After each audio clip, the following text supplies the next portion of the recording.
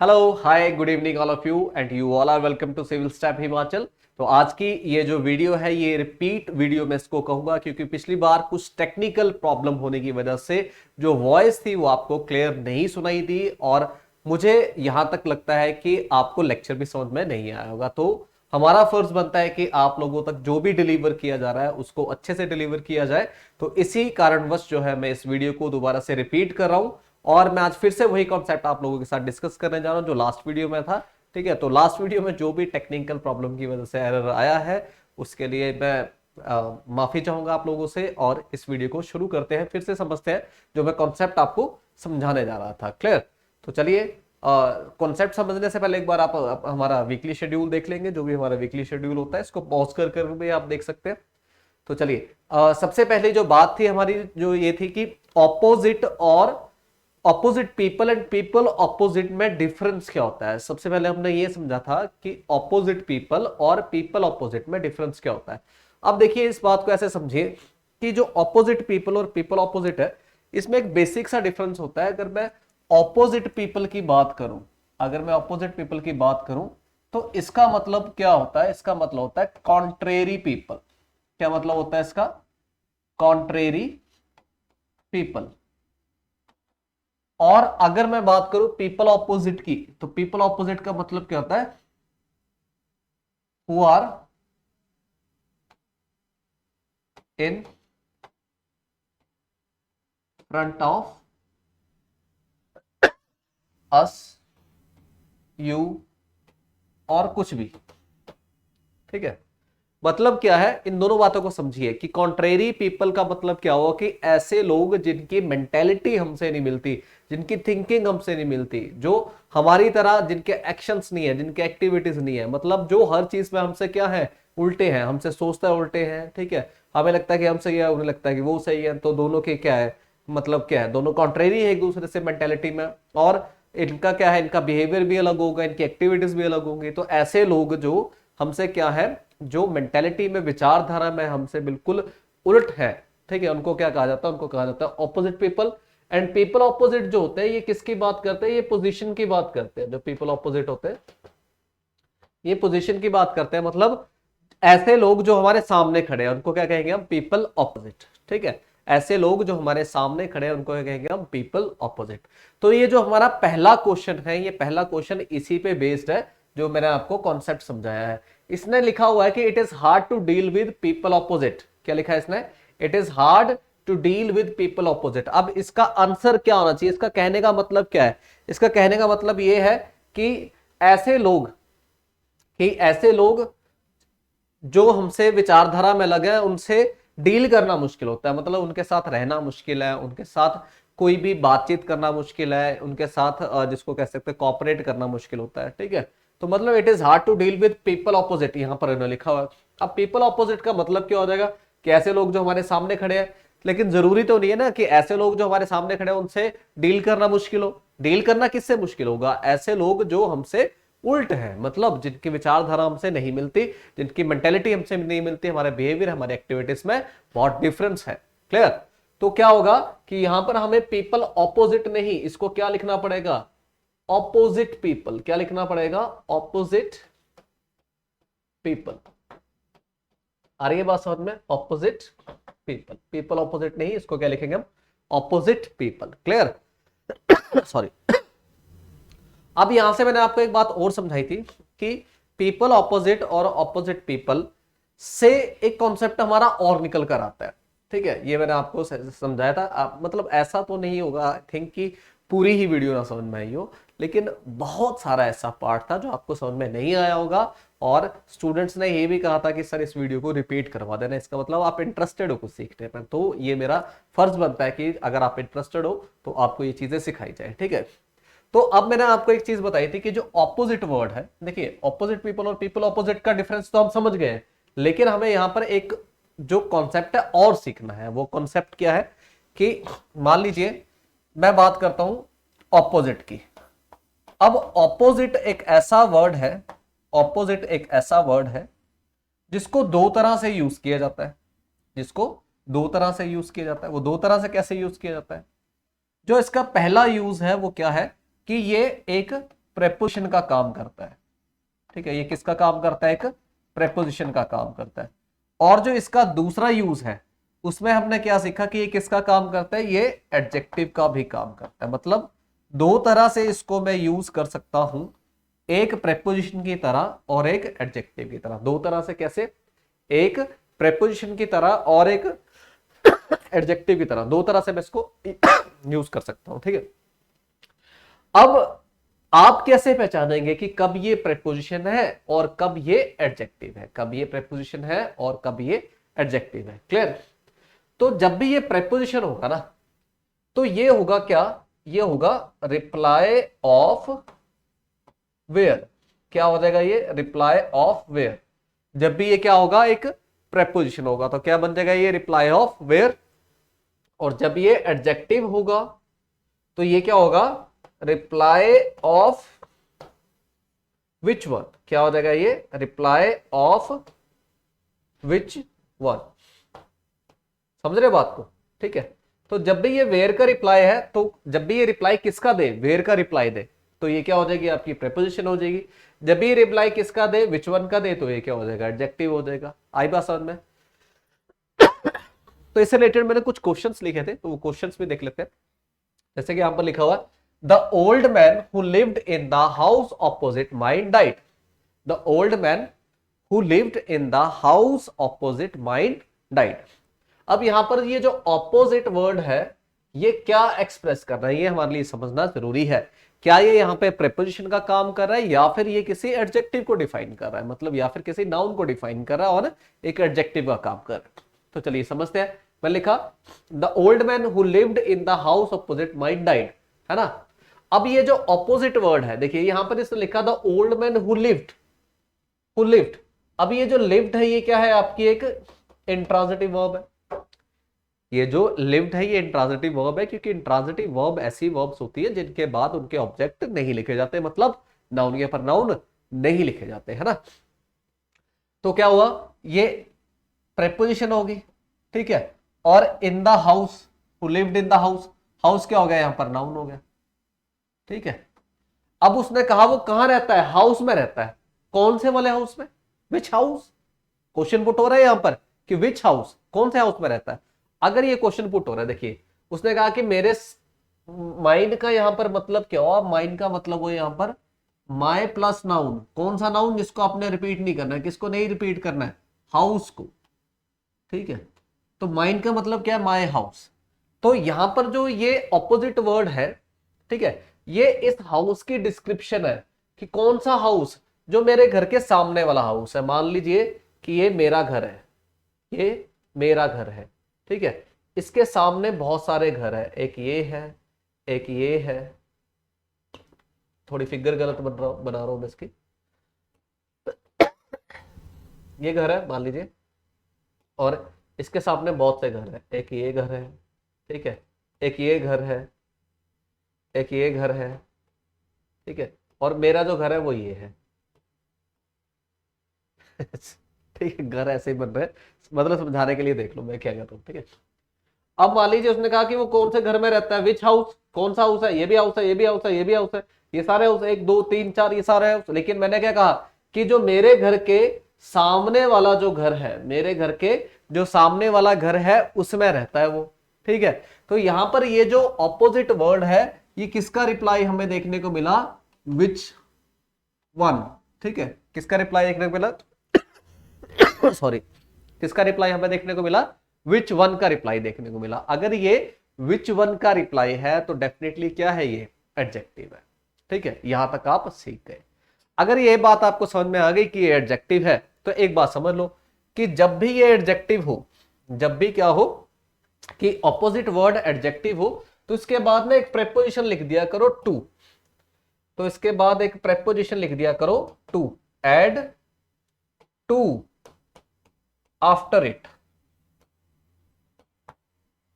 ठीक है। जब भी ये प्रेपोजिशन हो, सॉरी एडजेक्टिव हो, तब आप क्या करा करो? तब आप इसके साथ, इसके बाद क्या लिख दिया करो?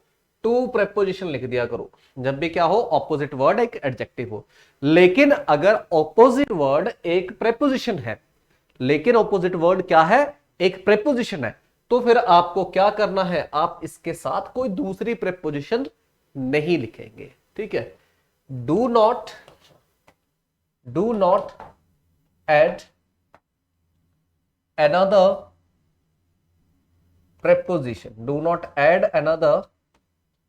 preposition after it,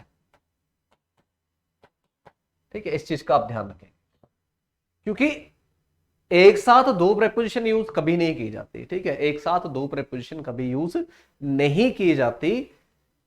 हमें क्या करना होता है कि जब भी हम किसी दो पार्ट्स ऑफ स्पीच को, किसी नाउन को या प्रोनाउन को, अगर हम किसी दूसरे पार्ट्स ऑफ स्पीच से रिलेट करने हो तो हमें क्या करना है, हमें एक ही प्रेपोजिशन को यूज करना है। समझ में आ रही है बात? इसमें कोई दिक्कत नहीं, यहां तक आपको पॉइंट समझ में आ गया होगा, है ना। क्योंकि दो प्रेपोजिशन एक साथ नहीं लिखी जाती, एक प्रेपोजिशन लिखनी है। तो यहां से हमने सीखा कि ऑपोजिट वर्ड अगर एक प्रेपोजिशन है तो इसके साथ आप टू नहीं ऐड करेंगे या कोई दूसरी प्रेपोजिशन ऐड नहीं करेंगे। अगर ऑपोजिट वर्ड क्या है, विच वन का रिप्लाई है, यानी कि एडजेक्टिव है, तो फिर आप इसके बाद क्या लिख देंगे, एक वर्ड लिख देंगे जिसका नाम क्या है, टू। आई इतनी बात समझ में? अब ये जो हमारा क्वेश्चन था जिसमें हमने देखा कि the old man who lived in the house opposite mine died. अब ऑपोजिट वर्ड क्या बन गया, एडजेक्टिव बन गया, तो हमें यहां पर क्या लिखना होगा, टू लिखना होगा, ठीक है। क्योंकि ये क्या है, ये एक नाउन है, सॉरी एक प्रोनाउन है। माइन जो है एक प्रोनाउन होता है, ठीक है। और हाउस ऑपोजिट जो है, द हाउस ऑपोजिट, ये एक नाउन फ्रेज है, ठीक है। तो एक नाउन फ्रेज को और प्रोनाउन को रिलेट करने के लिए हमें बीच में क्या लिखने पड़ती है, प्रेपोजिशन लिखने पड़ती है। इस करके यहाँ पे हमें एक प्रेपोजिशन ऐड करनी पड़ेगी। आई जी बात समझ में? इतनी बात आप लोग समझ गए होंगे, बहुत बढ़िया। चलिए नेक्स्ट क्वेश्चन देखते हैं। नेक्स्ट क्वेश्चन इज, क्या है next question, he parked his car opposite to mine. देखिए यहां से फिर से क्वेश्चन समझने वाला है। He parked his car, where he parked his car, कहां उसने पार्क करी अपनी कार। वो कह रहा है मेरी कार के ऑपोजिट, ये मेरी कार है और मेरी कार के ऑपोजिट जो है उसने कार पार्क कर दी, ठीक है। ये मेरी कार है, वो कार लेके आया, वो लेकर आया कार, और कार आकर उसने कहां पार्क कर दी, कहां करी है जी, कहां करी है, मेरी कार के ऑपोजिट। कहां पार्क करी है, मेरी कार के ऑपोजिट उसने अपनी कार जो है उसको पार्क कर दिया, ठीक है। अब he parked his car, he parked what, क्या पार्क करा, कार। वेयर, वेयर कहां, ऑपोजिट किसके, मेरी कार के। तो यहां पर ये जो वेयर ऑपोजिट वर्ड है, ये वेयर का रिप्लाई बन रहा है। ऑपोजिट वर्ड जो है ये क्या है, वेयर का रिप्लाई बन रहा है। अगर ये वेयर का रिप्लाई बन रहा है तो ये क्या हो जाएगा, ये आपके क्या बन जाएगा, ऑपोजिट वर्ड जो वेयर का रिप्लाई बन रहा है ये क्या बन जाएगा, आपका एक प्रेपोजिशन बन जाएगा। क्योंकि जब भी ये रिप्लाई वेयर का होगा तो ये प्रेपोजिशन है। अगर ये ऑलरेडी एक प्रेपोजिशन है तो इसके साथ हम फिर क्या करेंगे, टू ऐड नहीं करेंगे। आई बात समझ में?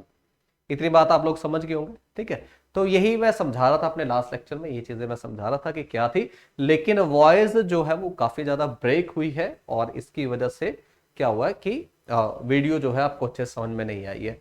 तो चलिए अब मुझे लगता है कि अब आपको ये वीडियो अच्छे से समझ में आ रही होगी। तो देखते हैं अपना अगला क्वेश्चन। अगला क्वेश्चन है, Amit sat opposite to me at dinner.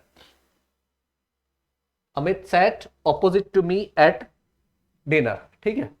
अब यहां से समझिए एक बात को, उसने कहा अमित सैट, उसका लिखा ऑपोजिट। अब ये ऑपोजिट जो है ये किसका रिप्लाई आ रहा है, ये तो वेयर का रिप्लाई आ रहा है। अमित बैठा, कहां बैठा, ऑपोजिट मी, ठीक है। तो ऑपोजिट वेयर का रिप्लाई, तो ये क्या हुआ, प्रेपोजिशन। अगर ये प्रेपोजिशन है तो इसके साथ फिर दूसरी प्रेपोजिशन हम नहीं लिखेंगे। लेकिन हम मान लेते हैं कि क्वेश्चन इस तरह से होता, मान लेते हैं कि क्वेश्चन इस तरह से होता कि Amit sat on the seat opposite mine at dinner, ठीक है। मान लीजिए क्वेश्चन ऐसे होता कि Amit sat on the seat opposite mine at dinner. अब माइन का मतलब क्या हो गया, यहां पर माइन का मतलब हो गया क्या कि माई सीट। माइन का मतलब क्या हो गया, माई सीट, ठीक है। तो अब ये क्या कहना चाह रहा है, Amit sat, where he sat, on the seat, ये जो है ये वेयर का रिप्लाई है ऑन द सीट, और वो कह रहा है विच सीट, जो मेरी सीट के सामने वाली सीट थी। फिर से वही सिनेरियो, ये मेरी सीट है, ये टेबल लगा हुआ है, ठीक है, यहां पर एक लोग बैठे हुए हैं, यहां पर बैठा हुआ है, यहां पर बैठा हुआ है, यहां पर बैठा हुआ है, यहां पर है, यहां पर है और यहां पर है, ठीक है। मैं यहां पर बैठा हूं, अमित आकर कहां बैठ गया, मेरे सामने वाली सीट पे, ठीक है। तो with seat, seat opposite mine, clear. तो मेरे से जो सामने सीट है, अब ये जो मेरी सीट और मेरे सामने वाली सीट, अब ये जो सीट ऑपोजिट वर्ड है ये किसका रिप्लाई है, विच का रिप्लाई है। अब ये ऑपोजिट वर्ड किसका रिप्लाई है, विच का रिप्लाई है। अगर ये विच का रिप्लाई है तो क्या हो जाएगा, ये एडजेक्टिव हो गया। अगर ये एडजेक्टिव हो गया तो मुझे क्या करना पड़ेगा, ऑपोजिट माइन नहीं, क्या लिखना पड़ेगा, ऑपोजिट टू माइन, ठीक है। Amit sat on the seat opposite to mine at dinner, ये इसका राइट आंसर होगा, क्योंकि यहाँ पे ऑपोजिट वर्ड किसको डिस्क्राइब कर रहा है, सीट को डिस्क्राइब कर रहा है। सीट इज अ नाउन, और नाउन को डिस्क्राइब करने वाला वर्ड एडजेक्टिव, और ऑपोजिट वर्ड जब एडजेक्टिव बना तो इसके बाद हमें क्या लिखना है, टू प्रेपोजिशन ऐड करनी है, क्लियर। चलिए नेक्स्ट क्वेश्चन देखते हैं। They have a temple, they have built, ये क्वेश्चन थोड़ा गलत लिखा गया था, इसको ऐसे लिखना है अपना, they have built a temple, ठीक है। ये क्वेश्चन ऐसे होगा, दे हैव बिल्ट, क्योंकि वर्ब तो हमने लिखी नहीं, they have built a temple opposite to my village, they have built a temple opposite to my village, clear. तो यहां पर देखिए क्वेश्चन बनता है, दे हैव बिल्ट व्हाट, क्या बिल्ट करा उसने, टेम्पल बिल्ट करा, टेम्पल बिल्ट करा। तो temple is the reply of, temple जो है किसका रिप्लाई है, व्हाट का, क्या बिल्ट करा, टेम्पल बिल्ट करा, ठीक है। तो ये क्या हो गया आपका, नाउन हो गया। वेयर ऑपोजिट माई कॉलेज, अब ऑपोजिट जो है, ऑपोजिट जो है ये किसका रिप्लाई है, ये वेयर का रिप्लाई है, ठीक है। अगर ये वेयर का रिप्लाई है तो ये क्या हो गया, एक प्रेपोजिशन हो गया। अगर ये प्रेपोजिशन है तो इसके बाद दूसरी प्रेपोजिशन नहीं लिखी, ठीक है। देखिए मैं इस चीज को ना मैं और ज्यादा डिटेल में जाकर भी समझा सकता हूं, लेकिन फिर उस स्टेज पर जाके चीजें आप लोगों के लिए थोड़ी कंफ्यूजन क्रिएट कर देती हैं, ठीक है। क्योंकि आप में से बहुत से ऐसे स्टूडेंट होंगे जो इतना पॉइंट भी नहीं समझ पा रहे होंगे, क्योंकि ये चीजें थोड़े लेवल की हैं, थोड़े हाई लेवल की है, क्लियर। तो मैं जाने को मैं और ज्यादा डिटेल में जा सकता हूं, मैं चीजें आपको और ज्यादा डिटेल में समझा सकता हूं कि ऐसे होता क्यों है ना, ऐसे क्यों होता है, ठीक है। तो लेकिन वहां पर जाकर आप लोगों के लिए कंफ्यूजन क्रिएट हो जाएगी, और हो सकता है आपको आगे चल के लेक्चर समझ भी ना आए। तो ठीक है, तो मैं उस अप्रोच से आपको डील कर रहा हूं कि आपको पॉइंट समझ में आ जाए और ज्यादा दिक्कत ना हो, क्लियर।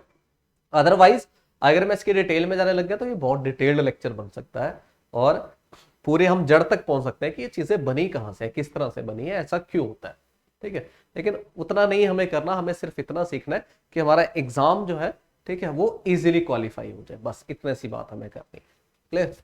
चलिए नेक्स्ट क्वेश्चन देखते हैं। Next question is, there is a programme at the temple opposite my college, there is a program at the temple opposite my college। अब कह रहा है there is a program, there is what, a program, where, at the temple, ये where का reply है, at the temple, ठीक है। which temple, the temple which is opposite my college, ठीक है। तो यहां पर ये जो रिप्लाई है किसका है, ये which temple का, ठीक है। तो वो क्या कहना चाह रहा है कि जो मेरे कॉलेज के सामने वाला टेंपल है, तो विच वर्ड जो है, ऑपोजिट वर्ड जो है, ये डिस्क्रिप्शन किसकी है, इसकी है, ठीक है। तो ये क्या हो गया, एडजेक्टिव हो गया। अगर ये एडजेक्टिव है तो इसके बाद मुझे क्या ऐड करना है, टू ऐड करना है। तो क्या हो जाएगा, there is a programme at the temple opposite to my college, ये उसका राइट आंसर हो जाएगा, क्लियर। चलिए अब ये जो क्वेश्चन था, ये क्वेश्चन मैंने आपको लास्ट क्लास में होमवर्क दिया था और इसका आंसर मैंने नहीं बताया था, तो मैं आज इसका आंसर आपको बता देता हूं। यहां पर देखिए, I couldn't enjoy the movie because of a tall man who was sitting opposite me. तो एक मैं देख रहा था, किसी स्टूडेंट ने कहा है कि यहाँ पर एडजेक्टिव होना चाहिए, मतलब कुछ जो आंसर था मेरे को खास याद नहीं है, लेकिन वो आंसर ठीक नहीं था, ठीक। अब देखिए, मान लीजिए ये हमारे पास एक थिएटर है, ये हमारे पास क्या है, थिएटर है, और ये थिएटर की क्या है, स्क्रीन है, ये स्क्रीन। अब सारे जो है वो इस तरफ को बैठेंगे ना, ऐसे करके सारे जो सीट्स होंगे वो इस तरफ को होंगी, ठीक है। लेकिन ऑपोजिट जो मतलब होता है, ऑपोजिट का मतलब होता है ये, कि ये और ये आमने सामने। अब उसने क्या लिखा कि I couldn't enjoy the movie because of a tall man who was sitting where. ठीक है, अब वेयर यानी कि हम प्रेपोजिशन आनी चाहिए थी, प्रेपोजिशन ऑपोजिट लिखी हुई है और उसके बाद हमने टू नहीं लिखा, यानी कि सही होना चाहिए था, लेकिन ऑपोजिट का मतलब ये होता है। और थिएटर अगर ये है, सिनेमा हॉल ये है, तो सारे इस तरह से बैठेंगे ना, ऐसे ही बैठेंगे, ऐसे ही बैठेंगे ना। तो मान लो मैं यहां पर बैठा हूं, मैं यहां पर बैठा हूं और आगे मेरे एक टॉल मैन बैठा हूं, उसकी वजह से मैं देख नहीं पा रहा, लेकिन वो टॉल मैन का फेस मेरी तरफ नहीं है, वो मुझे फेस नहीं कर रहा है, वो तो आगे की तरफ देख रहा है, लेकिन वो मेरे आगे है, आगे इतना कि मुझे आगे दिख ही नहीं रहा कुछ, लेकिन वो मुझे फेस नहीं कर रहा। अगर वो मुझे फेस नहीं कर रहा ना, हम ऑपोजिट वर्ड वहां लिख ही नहीं सकते। फिर ये जो आगे जो बैठा हो ना, इसके लिए प्रेपोजिशन आप क्या लिखोगे, बिफोर लिखोगे। ठीक है, और ये जो पीछे जो बैठा होता है उसको लिखते हैं बिहाइंड। ठीक है, तो यहां पर ना टू आएगा ना ऑपोजिट, ऑपोजिट वाला कॉन्सेप्ट ही था, यहां पर हमें क्या लिखना था, बिफोर लिखना था। इसका राइट आंसर क्या हो जाएगा, आई couldn't enjoy the movie because of a tall man who was sitting before me. ठीक है, ये इसका राइट आंसर होगा। तो आपको इस वीडियो में राइट आंसर भी मिल गया है और वीडियो को रिपीट भी कर दिया गया। आई थिंक अभी आपको कोई प्रॉब्लम नहीं आने वाली है। तो अपने नेक्स्ट वीडियो में हम नए कॉन्सेप्ट के साथ आपके सामने आएंगे। और जाने से पहले एक बार आप लोग हमारा जो पेड इनिशिएटिव्स है और जो फ्री इनिशिएटिव्स है, इनके बारे में एक बार देख लेंगे, जान लेंगे कि क्या हमारे पेड इनिशिएटिव्स है, क्या फ्री इनिशिएटिव्स है। अगर आप हमारे साथ एनरोल होना चाहते हैं तो हमारे आप दिए गए नंबर पर कॉल करके किसी भी समय कोई भी जानकारी पा सकते हैं। मिलेंगे अपनी नेक्स्ट वीडियो में। Thank you so much, good night, bye.